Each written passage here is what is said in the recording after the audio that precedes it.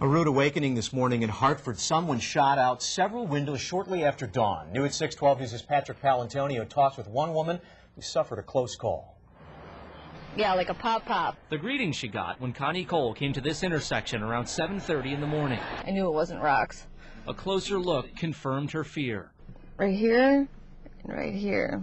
Her windshield was hit 2 times in a straight line at eye level. And I looked around and I didn't see anybody.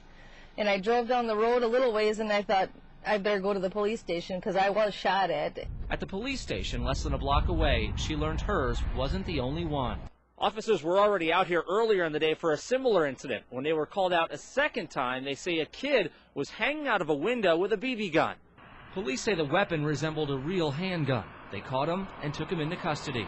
By then, police say a home and 2 cars were already shot. A scenario that's left Connie in shock. But if there's relief, she feels it at her fingertips. Thank God it's a windshield because they're a little tougher. Tough enough to stop the shots from coming through. In Hartford, Patrick Palantonio, WISN 12 News. Thankfully, no one was hurt. Police took a second kid into custody. They could face criminal charges.